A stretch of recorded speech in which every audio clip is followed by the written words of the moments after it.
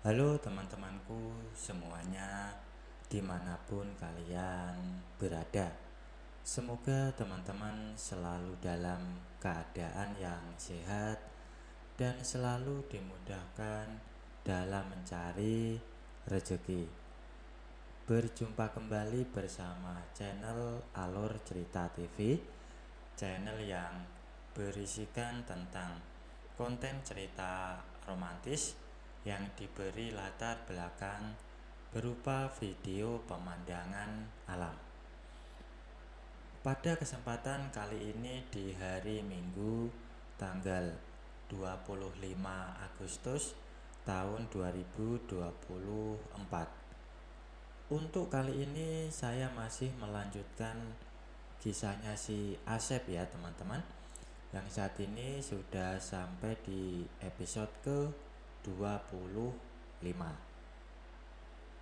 Sebelumnya saya ucapkan banyak-banyak terima kasih kepada teman-teman yang telah mengikuti cerita ini dari awal episode sampai saat ini. Dan seperti biasa, di sini nanti saya akan memberikan beberapa cuplikan alur ceritanya.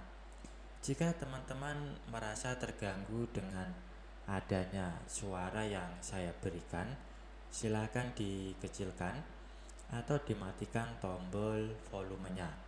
Karena saya memberikan suara seperti ini memang sangat penting ya bagi konten seperti yang saya miliki ini.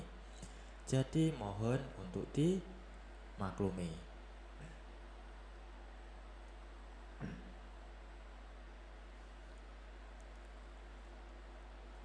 Dan untuk kisah kali ini berawal ketika jam tangan Asep sudah menunjukkan jam 6 sore. Asep sudah memacu sedan hitamnya menuju keluar kota. Villa itu memang terletak di luar kota, tapi tidak terlalu jauh dari kotanya Asep. Hanya sekitar 15 kilometeran.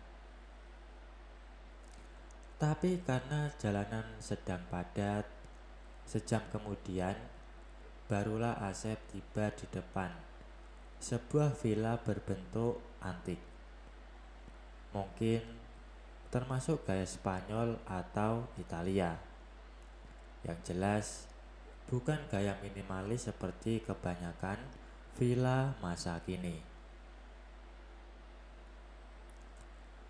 Sedan merah maron yang diparkir di depan villa itu pun bukan mobil biasa. Asep tahu sedan itu buatan Inggris yang bentuknya antik tapi harganya selangit. Jelas lebih mahal daripada sedan hitamnya.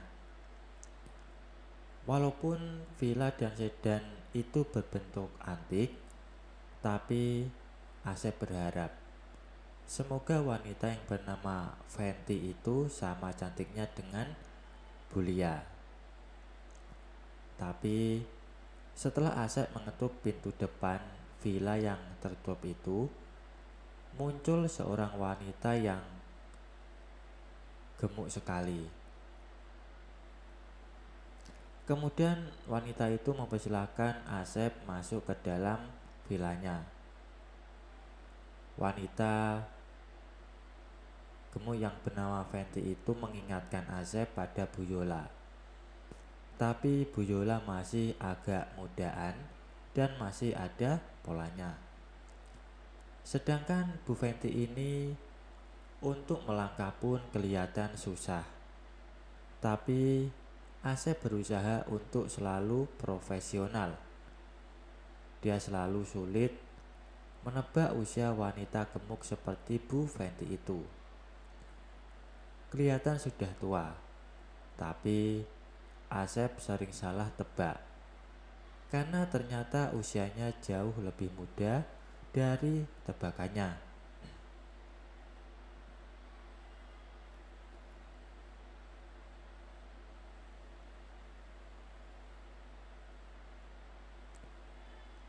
Asep akan berusaha enjoy saja, hitung-hitung mencari pengalaman baru yang mengasihkan.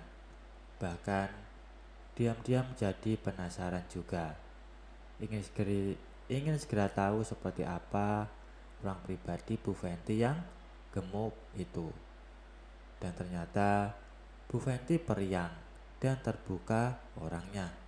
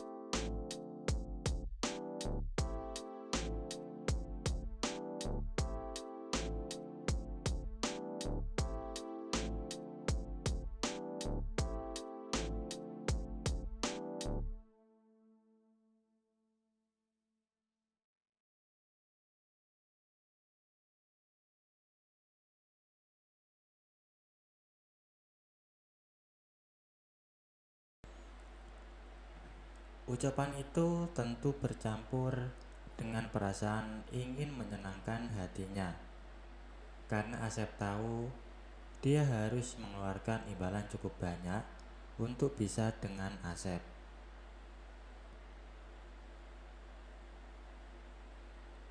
Dan Bu Fenty itu tampak senang dengan jawabannya.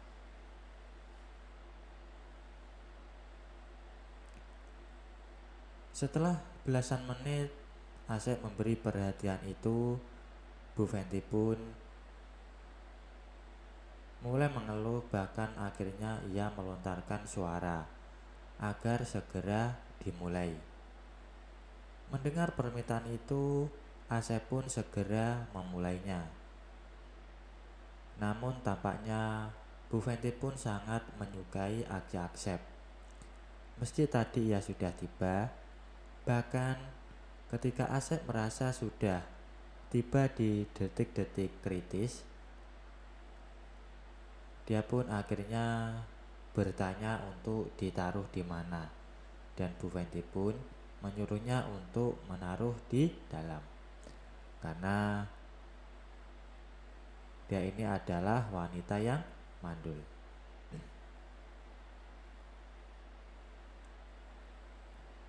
Sebenarnya Asep masih bisa melakukannya sekali lagi, tapi Bu Fenty tampaknya sudah lelah.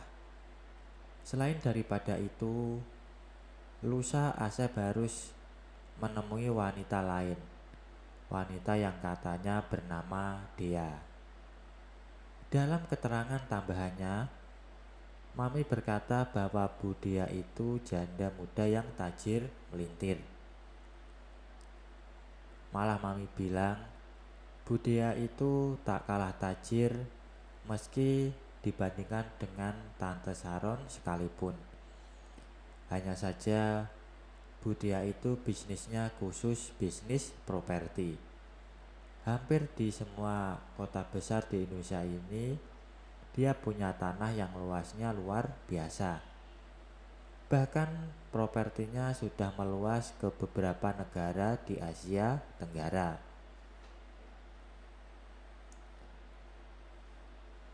Mengingat bahwa besok Asep harus istirahat seharian karena esok harinya lagi harus bertemu dengan Bu Dea, maka Asep tidak memaksakan diri untuk melakukan dengan Bu Fenty lagi. Maka setelah ngobrol ke barat dan ke timur, Asep pun pamit pulang. Tentu saja dengan membawa sebuah amplop besar yang penuh dengan uang dari Bu Fenty. Lalu Asep pulang ke rumah kontrakan yang beberapa hari lagi akan jadi miliknya dan akan dia rombak total sebagus mungkin. Setibanya di rumah kontrakan, Asep langsung tidur sepuas mungkin. Dan keesokan harinya, Asep masih memanfaatkannya untuk beristirahat sehari semalam. Hanya keluar kalau lapar, dia pergi makan di warung nasi terdekat. Cuma untuk menikmati ayam kampung goreng dan sedikit nasi. Dan pada hari Jumat yang sudah dijanjikan, jam 3 sore, Asep menjalankan sedan hitamnya keluar kota, menuju daerah pegunungan yang udaranya sangat sejuk, sehingga Asep tak lupa mengenakan jaket kulit agar tidak kedinginan di villa yang alamatnya sudah ada di dompetnya itu. Asep tidak mau dikasih kejutan lagi. Karena itu, dia membayangkan wanita yang akan ditemui itu jelek dan jutek, tapi kaya raya. supaya jangan kaget seperti kemarin. Ketika Asep sedang memikirkan cantiknya Bulia, malah ketemu wanita gemuk sekali. Seandainya Budaya itu jelek, Asep sudah siap untuk menyenangkan hatinya.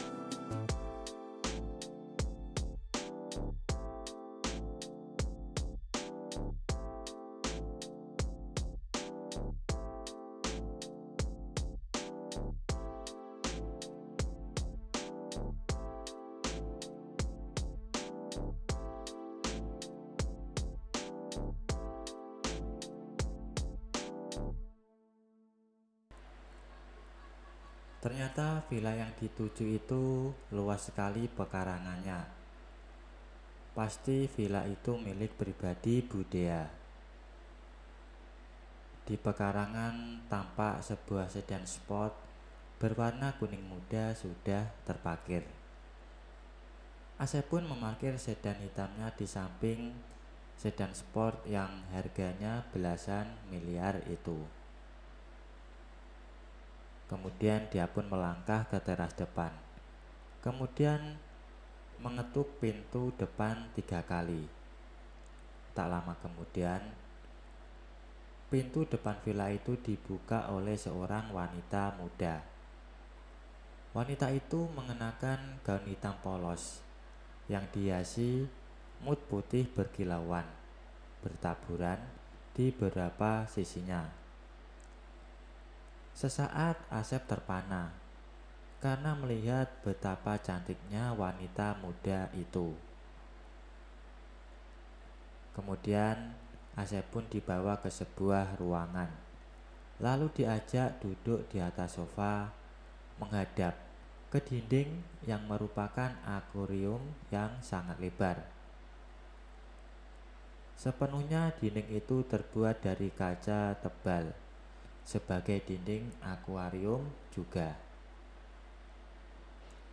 Lalu sepintas Budaya menceritakan riwayat pribadinya bahwa waktu baru berusia 16 tahun ia menikah dengan seorang pengusaha besar yang usianya 3 kali dari usianya.